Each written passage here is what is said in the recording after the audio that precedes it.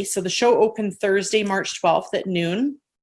And at 4:30 that day, that's when the provincial government mandated that there could be no gatherings of 250 people or more. So they actually canceled the show that day. They shut it down, they escorted the public out, and that was it. That was the end of the boat show. So we were blindsided. We had 10 or 12 staff working. We had all this product at the show that we'd hoped to sell.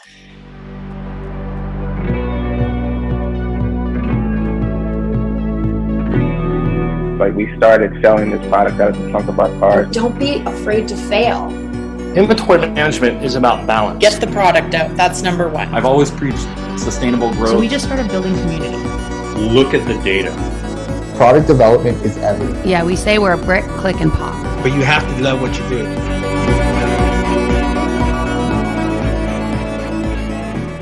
Today, we are looking in Socialite's own backyard to one of our really good lifetime friends and a partner client that we work with today. We are joined by Megan from Ocean Sports, and her business is typically founded as a retail brick and mortar. They've been around for over 40 years. They have pivoted online. They've been having some good experiences. And of course, like everybody else in this world, they've been faced with a few challenges today. And I've been really impressed with how Megan has navigated and pivoted through this whole situation. So Megan, thank you so much for taking time out of your day to be here. We're also joined by Dan. He's one of my colleagues here at Socialite. He works very closely with Megan. So without further ado, let me pass it over to Megan to say a brief hello and tell you a little bit about what she does. Thanks so much, Scott. I'm so excited to be able to join you today and just to touch base with everyone about what's going on right now. So obviously things have changed dramatically. Like you mentioned, we are a brick and mortar store, but we've been really working on our online presence. I'd say the last 3 years. That's when we first partnered with Shopify, but the critical moment came for us about 18 months ago when we went to a Shopify meetup here in Edmonton and heard about Socialite. And as I've told the story before, it's kind of one of my favorites. Ocean Sports, we've been around for such a long time, but we've always prided ourselves on offering our customers in store the white glove experience. And so in partnering with Socialite, you guys have really helped us take our website and our online experience to the next level to be able to offer our customers that white glove experience. So when everything started 5 to 6 weeks ago with the COVID situation, it's obviously been going on globally for a while, but it took a little while to get to Canada and to Alberta. We were able to pivot fairly quickly to online only. So because we're a travel store, we made the decision fairly early on, even before it was mandated by the provincial government, to shut our doors because we get a lot of people that travel. So just wanted to make sure everybody was safe and comfortable. So at the moment, our online website is our lifeline to our customers. Yeah, I think that's certainly true from a lot of the scenarios we're seeing around the world. There's a lot of people who are in brick and mortar, or they depend on wholesaling. Like, that side of the business is kind of being shut down, but it's been really important to kind of put your focus on e-commerce. I didn't preempt you with telling this story or anything, but I remember you were, one of the biggest things in your business is trade shows. Like, you're in the travel space, and you have a really massive trade show here in Edmonton that happens every year. It's been a staple part of your business. And can you tell us a little bit about what happened with that trade show this year? I can, because March 12th will forever be embedded in my memory. So I've been with Ocean Sports since I was a teenager. I started there in 1993, 1994. And every year in March, we have a big booth, about 4,000 square feet, at the Edmonton Boat and Sportsman Show. And for us, it's a really critical show because it launches our summer season with our wakeboards and our kayaks and all the fun stuff that you get to do on the water. It's not so much that you can be out on the water in Edmonton in March, but it really gets people pumped up for the season. And we see thousands of people come through the Expo Center for those 4 days. So for us as a small business, we invest a lot of time and energy and money in getting ready for the show. So we had started preparing with, loading vehicles, emptying the store out, getting to the Expo Center on Monday. I guess it would have been probably the 8th of March. And it took us about 4 days to set up our show. So that week, that's when things started to become a little more prevalent here in Edmonton with COVID, and you're starting to hear about it a little bit more. So we were a bit worried about what the attendance would be like at the show that weekend, but we get a lot of regulars that come and see us every single year. So we thought, well, hopefully they'll still come out. but it didn't go that way. So the show opened Thursday, March 12th at noon. And at 4:30 that day, that's when the provincial government mandated that there could be no gatherings of 250 people or more.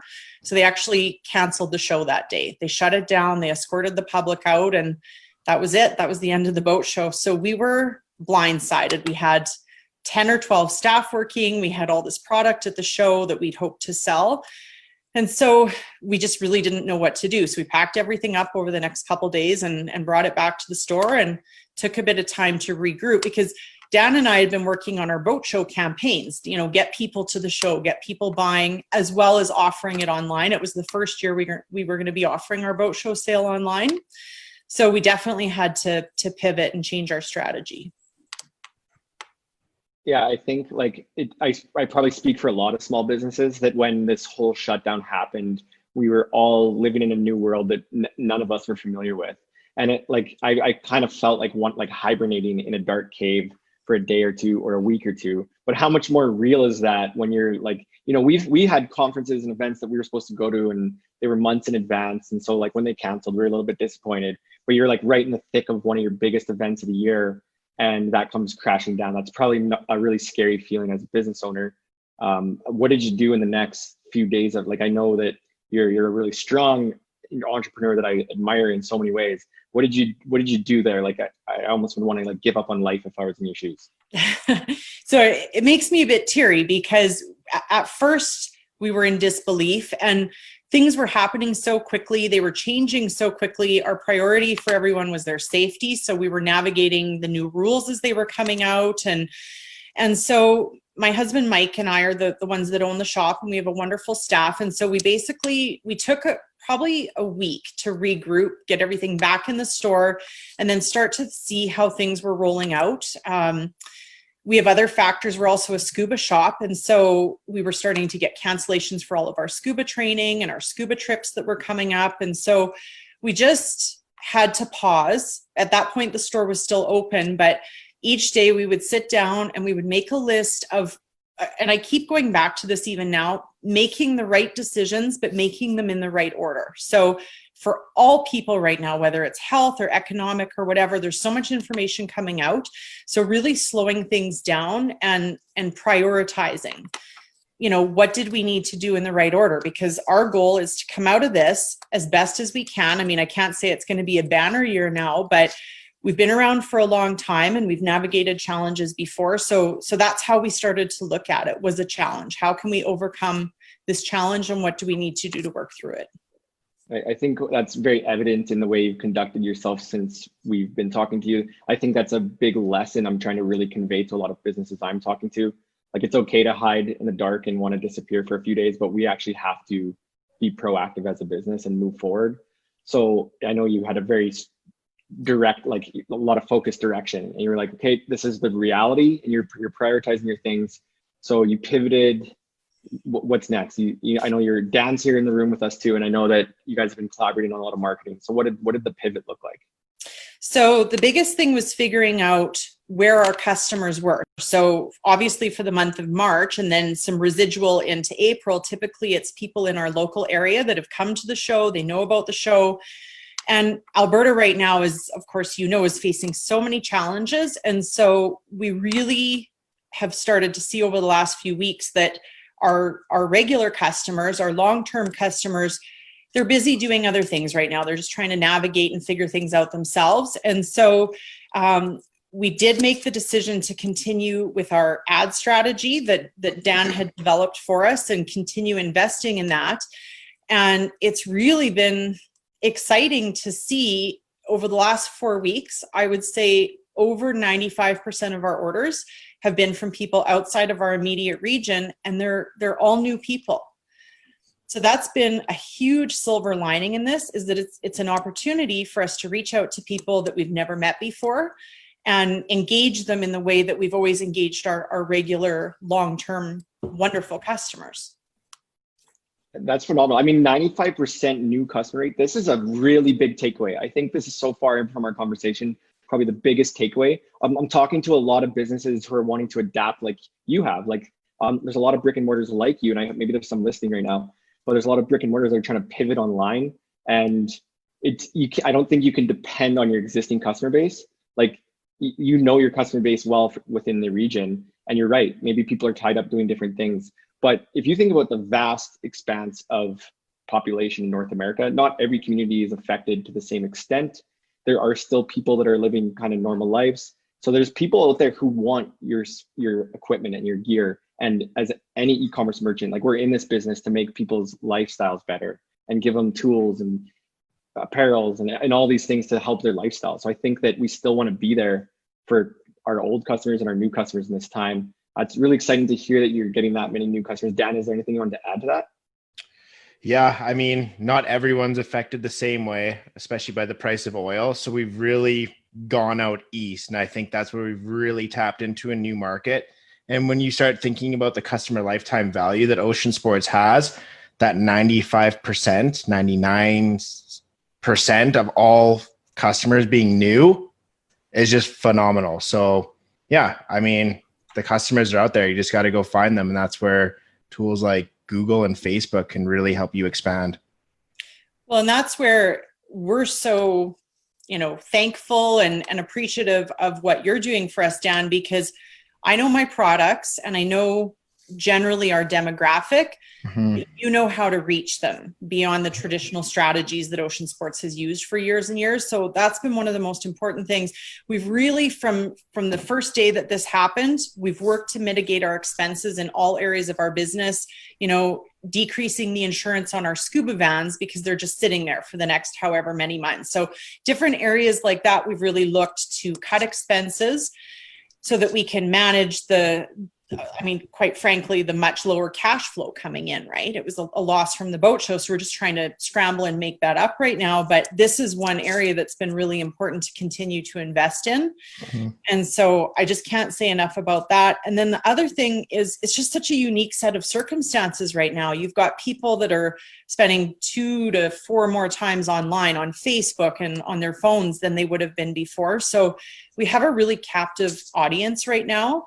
People are seeking connections with people. So what I'm finding is we get a lot of phone calls. So people will place an order online and then they'll actually call us to follow up and ask some questions. So it's a really, really cool opportunity to, again, start to deliver that white glove service to them. Totally. Yeah. I think that was interesting. Go ahead, Dan. No, I was just going to say, it's just that conversations equal conversions. I feel like I'm a broken record because I say that to clients every day. Yeah, so like the goal is to try to make new friendships, new conversations. Yes. Totally, absolutely. Yeah, sorry. Build new relationships. Yeah. You talk about the customer lifetime value, and that it's not just a quick one-off. If you want a quick one-off, there's other websites and platforms that you can use. And so it's just, I think people more than ever are seeking those relationships. And that's what we're hearing right now. We'll talk to people in Ontario and I'll say, well, have you had a chance to reach out to your local shop? And they'll say, well, either there's nobody in my area or, maybe they can't answer my questions. And so it has been really cool to get out of our geographic regional area. And it really doesn't matter if you're in Victoria or Toronto or Nova Scotia. I had a wakeboard order from Nova Scotia earlier today. It's amazing to be able to connect with people. I think that's a really interesting point. Like, I was talking to a lot of brick and mortar people who are trying to get advice about going online. And a lot of them are getting like inquiries from their customers. They're saying, I can't buy from you right now. Like, how can I buy? So I think it's very important that we have a proactive approach, listen to what our customers have to say, look for new types of customers who are looking to purchase these kind of products. You see a big difference with your 95% new customers. Are you seeing a big difference in what you're selling? Like, do you have new bestsellers or is there like a fluctuation in sales activity? We do, and it's so interesting. So this is the time of year where we pivot normally from scuba over to water sports, and we would expect to see wake surfers as a big seller. And actually, that's been one of the things that we haven't really been selling, but wakeboards, it's really exciting to see. So wakeboarding was kind of the first board sport to come out behind the boat, and it's been dying over the last 3 to 5 years as people's boats have been getting bigger and stuff. They've been shifting over to wake surfing. but we have all kinds of people shopping for kids' wakeboards, women's wakeboards. And this is another point that I was going to make that is absolutely critical. And it's taking a lot of our time right now, but it's well worth the investment. You have to ensure that your online inventory is perfect. The worst thing that can happen is to have to cancel an order because you actually don't have that product in stock. Yeah. So that's one of the things we're finding every day. There's pages on our website that still need a lot of work. And so we're just trying to tackle them as quickly as we can. And again, in the right order. There's no point me updating my scuba stuff when it's all about wakeboards right now. Totally. Yeah. I mean, do you want to talk about how many SKUs you actually have? And that's a massive task to go in there and edit every product page and talk about the user benefit of every single product. But if you can create a bucket list. That's exactly it. It's prioritizing it. And so, we know that kayaks and stand-up paddle boards are a really awesome way for social distancing, to get out on the water and be active, but not have to be around a lot of people. And so April and May historically are good months for kayaks and paddle boards. So we need to make sure that those pages are really dialed in, and every day it's changing. And so again, I think communication is number one. If I get an order at night and I think there's a chance I might not have the product, I reach out to the customer right away so that I can prep them to find an alternative, because that's our goal, right? Is to keep that sale, keep that customer, and make sure we give them the best possible experience. You know what? One thing I think a lot of merchants would get some benefit from, we really haven't had to pull any gimmicks. We literally have just got our products in front of people. Right? It hasn't been about 50% off social distancing sale or whatever other people are using, but it's more or less just getting quality products in front of people. Exactly. Yeah. Giving them that information. And, with the things that we sell, there's always an opportunity for another conversation. So if someone orders a wakeboard, when I reach out to thank them and send them their receipt and their tracking number, I ask if they need a pair of boots to go with it, or a vest, or a rope. And so we've talked a lot about bundling. How do we effectively get those bundles to people? Totally. To increase your average order value. But it's again about meeting people's needs. You're just not making an upsell to get more dollars out of them. You're helping to create a better experience for them. Totally. And that all ties into the customer lifetime value, right? That experience. So yeah, once again, so essential to have that conversation with your clients post-purchase. I don't think we've heard the total product SKUs yet. I think you're hinting at how many product SKUs. What is it? I don't know, Dan. What do you think? About 1,500? Oh man, I was going to say 25, but maybe that's someone else. I should know that. I mean, it fluctuates. I will say it's satisfying to be able to remove the SKUs. So when we sell a 2016 wakeboard, and I know I'm not going to get any more in, it's really satisfying to hit delete on that product. So has that been happening? I think you mentioned some of your old inventory is starting to move. It is. So it's important right now because, again, when we talk about cash flow, so in terms of profits, selling a 2016 board is way less profitable than selling a 2020 board. But when you flip it and say that's basically dead inventory, it's inventory that's been bought and paid for 4 years. So it's shifting our mindset. I mean, every day our shipping bills are fairly high because we do offer free shipping on most of our products over $100. But again, you have to look at it as an investment in your new customer. So what's the cost of acquiring a new customer? There's your time. The golden question. It is. And that's, we're spending more time for less return right now. That's just the reality of the COVID situation worldwide. Every business owner I know is working their tail off to just survive. But totally, I do think it will pay dividends in the long run to put that time in with, answering people's questions and making sure your inventory is really clean and getting the stuff shipped properly to them. Yeah. The one thing I've always really loved about ocean sports is it's not transactional. It's a totally relationship-based business, right? So I can't reiterate this enough. It's just all about the conversations you can have with your potential customers and potential prospects. And then even after the post-purchase, I know that's something you're very diligent about. And maybe you want to just talk about that experience a little bit. Well, we're trying, and that's something that our staff have always been wonderful about as well. We're very passionate about not only the product that we sell, but the experience that we sell. So, we love to hear from people sending us pictures and stories of their kids out behind the boat. And it is about building that long-term relationship. We've got lots of customers that are into their second and third generation, people that I dealt with in the 90s when their kids were little. They've now got grandkids that are getting out to the lake. And again, I think more than ever right now, people are looking for those relationships and that connection. So I can't stress enough what an opportunity it is right now. When we've got more time, take that time to build those relationships with your customers. Would you ever advise using like a chat feature on your website? I don't know. I guess that's something to consider. I personally don't use chats a lot myself, so it's not something. I guess I would worry about not being able to respond to them in a timely manner, because I think that's the expectation. So it's kind of more about the phone call then. Phone call, email, text. I mean, we're doing all kinds of different things right now to communicate, and kind of right from the get-go, we figure out with the customer what's their preferred method. Some of them like to talk on the phone. Some of them are happy with the text. There's little things that we've done with our business. So because we're not there all the time, I had our business phone number forwarded to my cell. So there's lots of times that the phone rings at 8 or 9 at night and I'll still pick it up. I mean, more than ever right now, you can't afford to say no. So it adds pressure as a business owner or a staff member, but you just can't say no. You have to kind of just go for it at every opportunity. No, totally. And that's pretty cool, because I know we do have the chat feature on your website right now, but it sounds like you're getting way better interactions and engagement with actually just picking up the phone. So that's kind of interesting, because it's not the same across the board with everyone.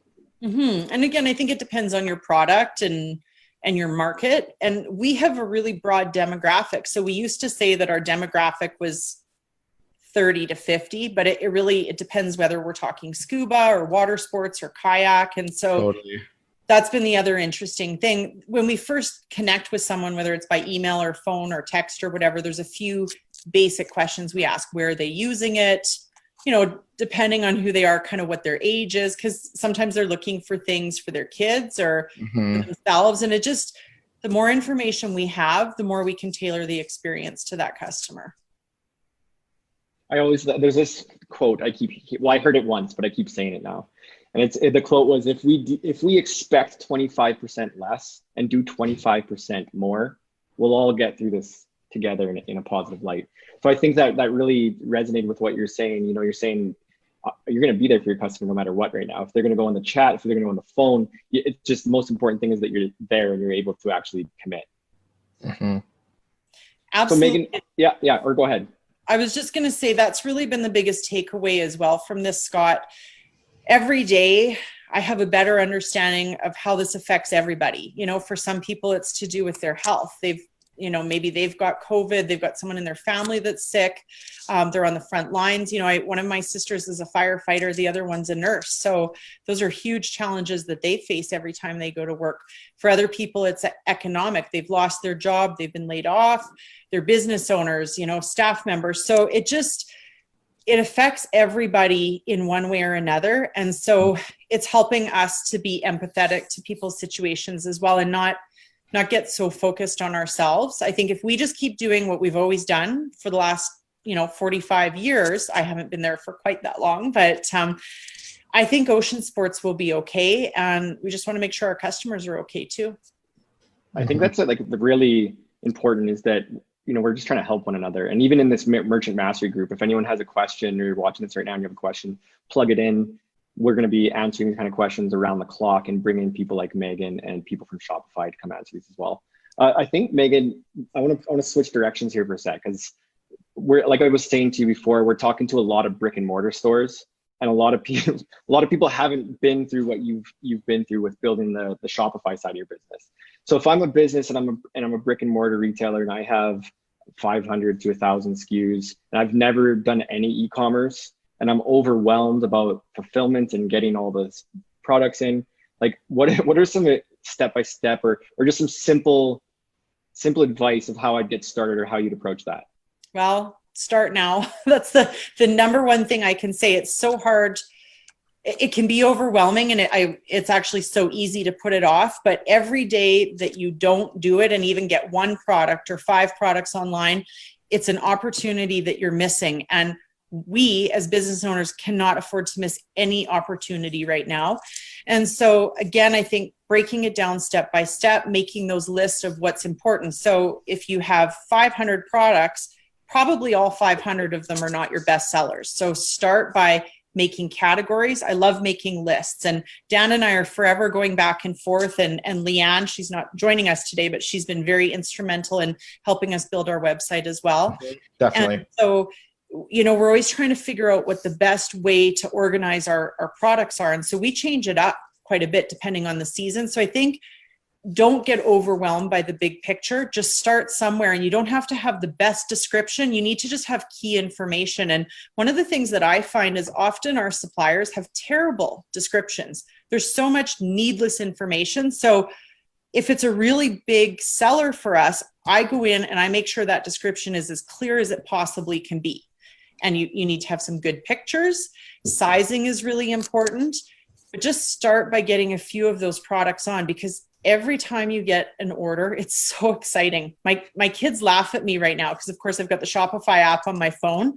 So instead of watching Netflix, I watch the live view, and when that little graph goes up because someone's got something in their cart, and then it goes up even higher when they make a checkout. It's thrilling. So whether you sell $50 a day or $5,000 a day, it's all sales that are going to help your business survive right now.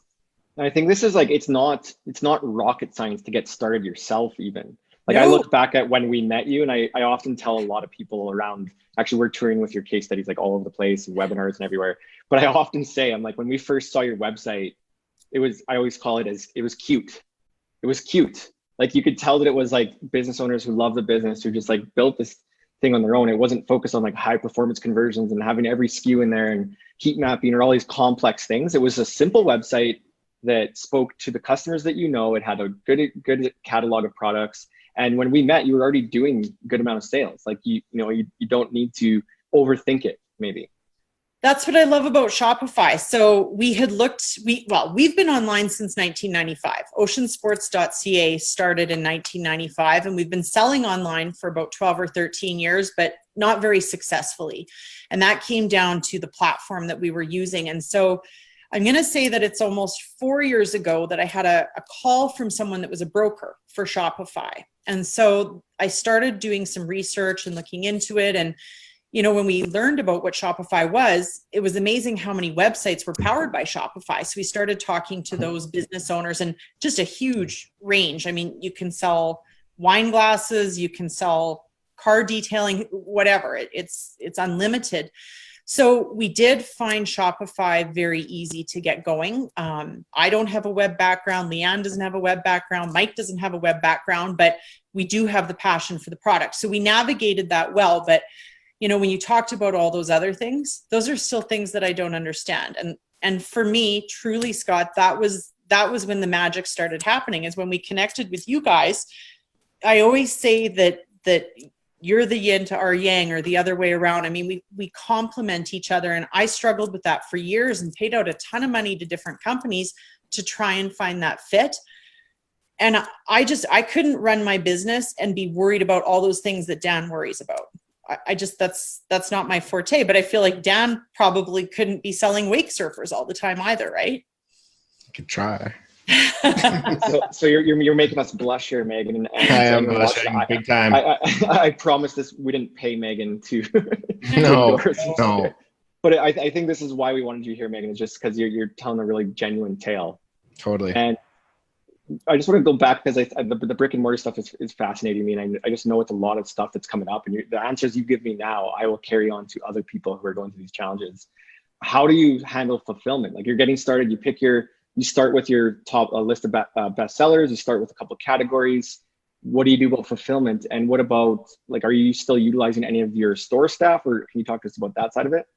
Yeah. So again, because of the timing of everything with the boat show, we really didn't know what was going to happen. If you'd asked me 6 weeks ago what our business would look like, I would say we'd be getting all of our part-time. We usually have about 6 or 8 part-time university kids that start with us in April and May, and we'd really be ramping up for the season. And it's the complete opposite. So we're in a situation where we did have to lay our staff off.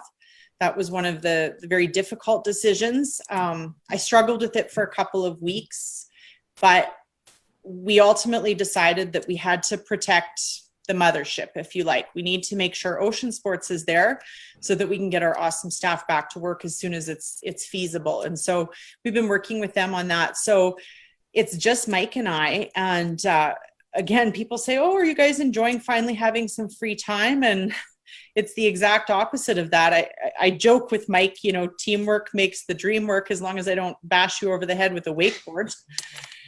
And it's at any given time, you can find us trying to pack up a kayak or find boxes to put some of this stuff. Mike threw out all of our wakeboard boxes, so I'm going to blame him for that one. So daily, we're trying to figure out ways to ship these wakeboards out. And so I've really had to again prioritize what's important for our business. So number one for us is fulfilling customers' orders. That's the most important thing. Working with our suppliers on paying them and keeping supply flow going, that's important. Making some of these other business decisions. You know, I don't know how many times we've met with our accountant and our banker to try and navigate through all the different programs that are available. You know, that's one of the challenging things as a small business is it sounds like there's a lot of support, but you don't necessarily qualify for everything. So you have to pick through all of the programs. I am really, really grateful that we're in Canada. You know, I think of a lot of our dive partners in the Caribbean. So they have no income right now at all. And they have no idea when they're going to have people come back, but there's no government support at all either. You know, a lot of other countries, when we talk about being quarantined, we can still go out for bike rides. We can still go to the grocery store. There's limitations, but you know, we have a dive trip scheduled for Ecuador, for the Galapagos. And I mean, Ecuador at the moment is on total lockdown. You can go out 1 day a week for 2 hours. It depends, I think, on your birthday or something.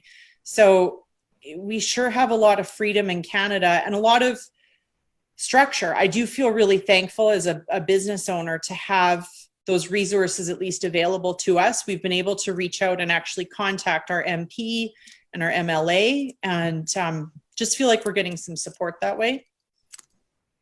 Excellent. So let's recap. Let's recap the brick and mortar, getting started as a brick and mortar on Shopify discussion, and then we have about 5 minutes left. So we'll pivot to some marketing takeaways.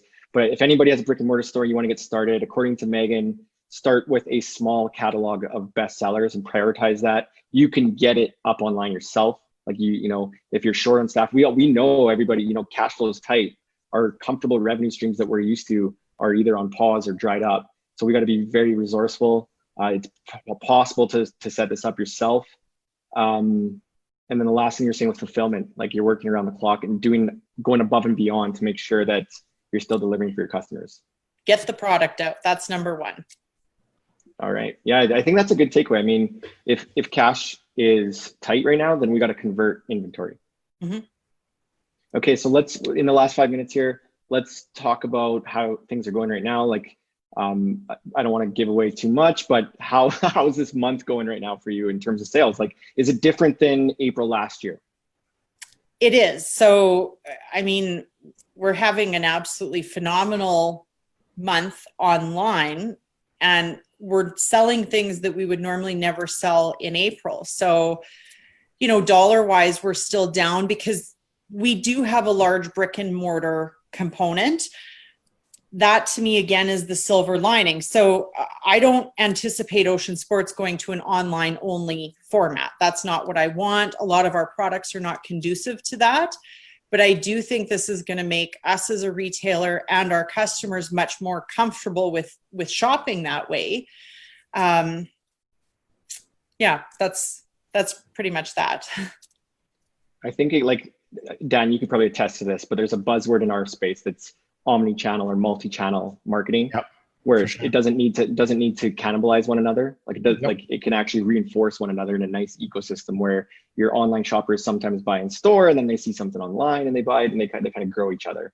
Totally. And also expanding the ocean sports market, right? Like obviously people in Ontario and Quebec aren't coming to ocean sports on Saturday, but we've still been able to identify these prospects and hit them with our targeted ads and get them to purchase. So that 95%, and I can see it even growing. It's like when 95% of your customers are new in 1 month, especially what we're going through right now, I think we can chalk that up as a win. And that just goes to show the power of Facebook and Google advertising. And I sound like Gary Vee when I say this, but it's like, you're not going to find a better time to get exposure for a cheaper cost. And I really, really stand by that. And it's something I really stress on all merchants right now. I know cash is tight, but you got to understand you can get a return on your ad spend right now. And it is worth experimenting because it's a very base level. People are at home, they're on their phones, they're on their desktops, they're online. Get your brand in front of them. It's not ever going to be cheaper. And that's where those analytics are so critical, because what we learned 3 months ago is gone. It's out the window. So this is such a fluid way of connecting with people. And I think the name of the game is not just, people need to shop online. That's not what it's about. It's about convenience. And so what you were saying, Scott, whether they come into the store because that's what they want to do, or whether they call us, or whether they go online, it's opening up all those channels to make it their best experience. That's what, as a retailer, you need to be there to do. Megan, I honestly think as an entrepreneur, we all look up to you here, because I know that all those challenges that you faced was enough to make one want to give up, but you made some hard decisions. You pivoted. Yeah, you definitely persevered through the boat show. I talked to you that day, and it wasn't great, right? And I mean, now we're in a position where we're seeing our best month online, full disclosure, and I honestly see this trend going through May and June, and we just have such valuable data to get through this difficult time. So I'm learning to trust the numbers and the analytics. And that's what's so exciting when we talk about our return on ad spend. Those are the things you need to pay attention to. Mm-hmm. Our emails are crushing too. And I only bring that up because a good benchmark is you want at least between 20 to 30% of your online revenue coming from emails. And Meg, maybe you can speak to this a little bit, because it's a strategy we were talking about last week. The type of emails we should be sending. It can't always be push, push, push, or pull, pull, pull, right? That's it. And so based on what we've seen in the last 2 to 3 weeks for wakeboards specifically, we did just send out a product heavy email, but now we've got some other exciting things that we want to promote, and we need to do it more in a lifestyle way. So I'm always trying to think 4 or 5 emails ahead. Mm-hmm. And if you don't put that time in, I make a job list every day of stuff that I need to do at work and stuff that I need to do at home. And that's one of those key things that has to be on the list every single day. You can't let that go. If we don't do an email for 3 weeks, we see it, we feel it. Totally. And what's another thing we're continually discussing? What time we should be sending those emails, right? And it changes. It does. Again, it does. What people were doing for Black Friday or Christmas is totally different than what they're doing now, because they're home. People are sleeping in a little bit more. It's cool to be able to experiment and see what the best time is to send stuff.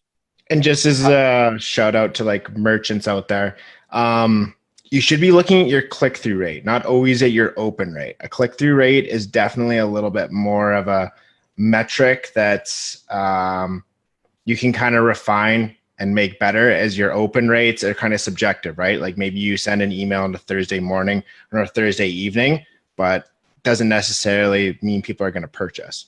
You want to be dialing in that click-through rate. What are you seeing? Like, I know with Ocean Sports and Megan, you're doing a lot with Klaviyo and email marketing. You're doing like broadcast emails, or like, as Klaviyo calls them, campaigns. And then you have automated emails like the pre-purchase, post-purchase, and abandoned cart. Are all of those things equally performing? Or are you seeing any trends in where that revenue is coming from? Dan can definitely answer that better, but I do know I need to put some more time into cleaning up some of those retargeting emails. I got some interesting customer feedback this morning from a lady that got one of our retargeting. I think that's what it's called, Dan. Like an abandoned checkout? Well, yeah, and so there was a little bit of a problem with it, and I don't totally understand that. So again, that's where I really rely on you guys to help me navigate what it means. No, for sure. So And Dan, what do you you're seeing- think, Dan, in yeah. terms of numbers? I would not be hesitating to send out campaign emails on a weekly basis. If you could send out 2, you're going to see a better return. And you always have to have your automation, right? Your post-purchase, pre-purchase, and your cart abandon. Like they're essential. And within those sequences, you should have at least 3 to 4 emails that you're continually refreshing. Mm-hmm. And always be playing around with your triggers, right? And a trigger is an abandoned cart could be email be sent out within an hour, within 2 hours, within 20 minutes. You got to really, really play around with these things and figure out what strikes a chord with your audience.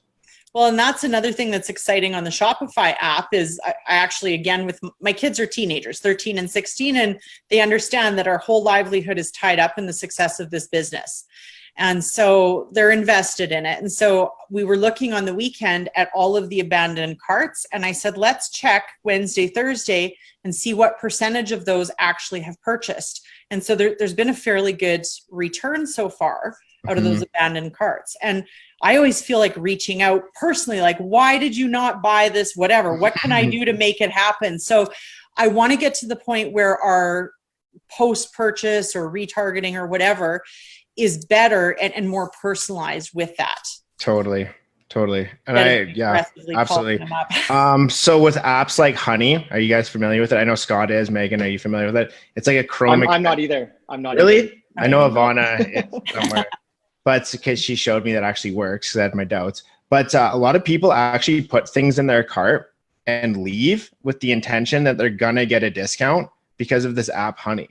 So for merchants to consider, maybe to recoup some of those costs. And if you can think of customer lifetime value, do a 10% to 5% off for a certain little window of time just to get that sale right then and there, and then get them through your sales cycle.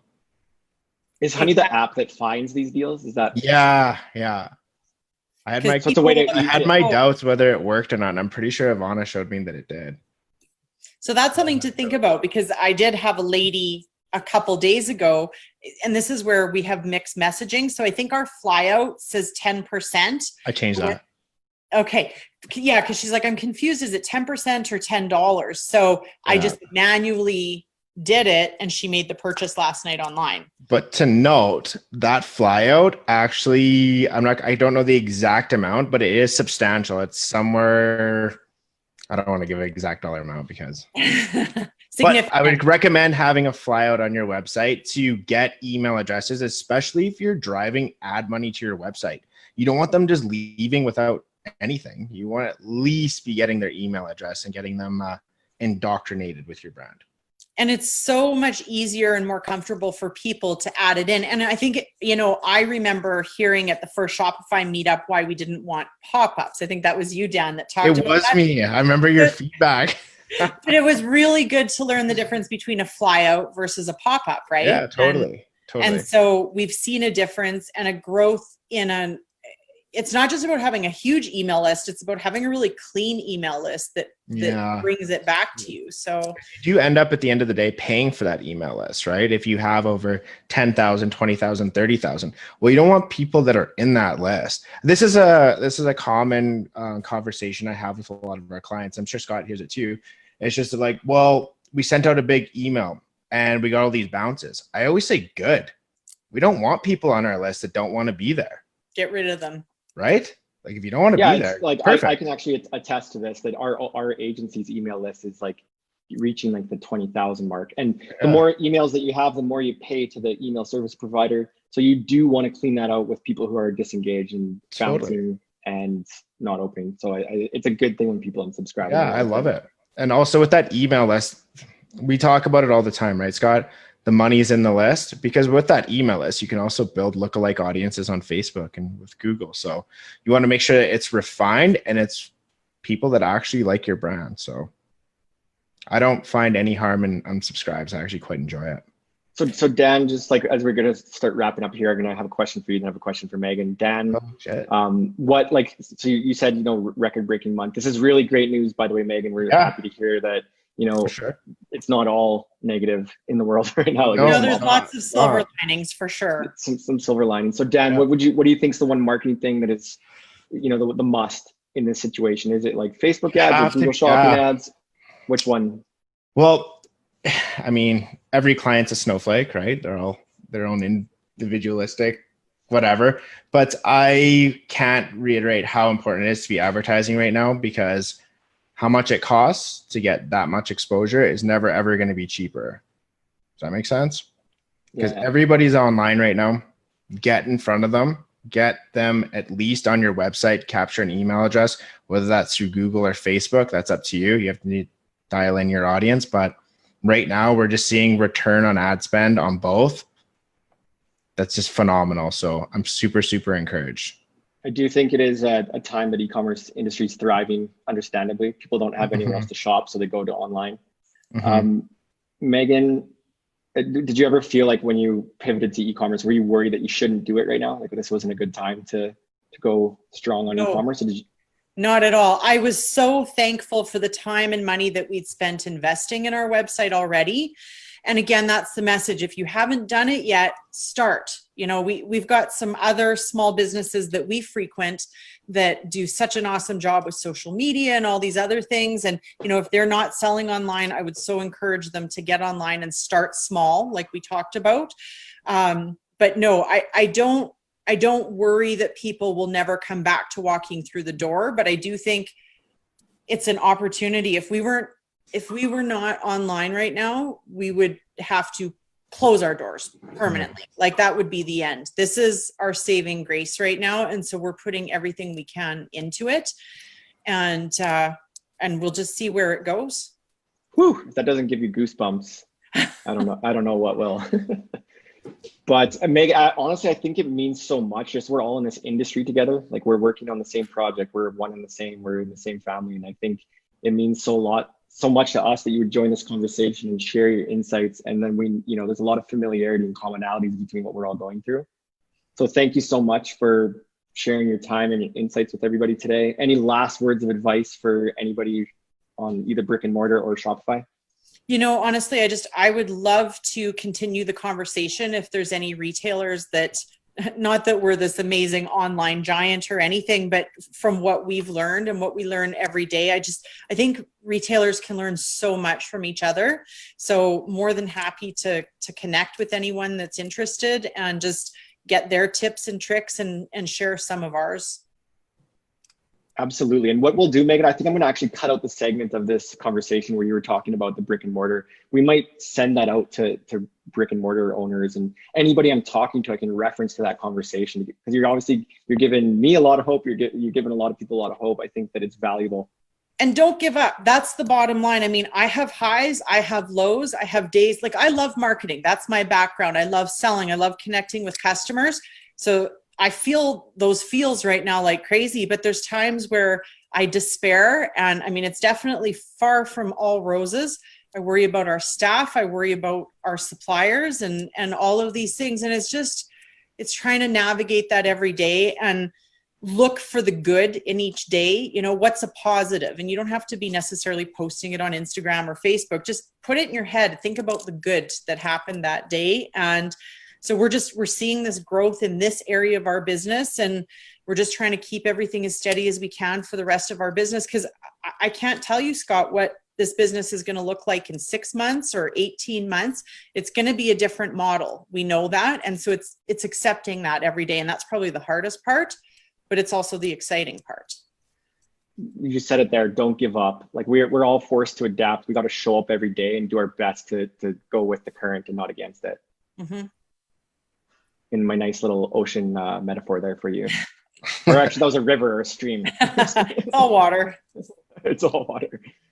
All right. And thank you so much, Megan. Honestly, I think we'll have you back on. Like, we're going to keep this program going every week, and we're hearing from all kinds of merchants. I know for certain that I talk to brick and mortars all day just to give advice. Like I'm like you, where I'm like, I'll get on the phone with anyone at any time to do my best to help. And I'll share your knowledge with people I'm in conversations with, and maybe they will reach out. Come up with new strategies and just bounce ideas off, right? Absolutely.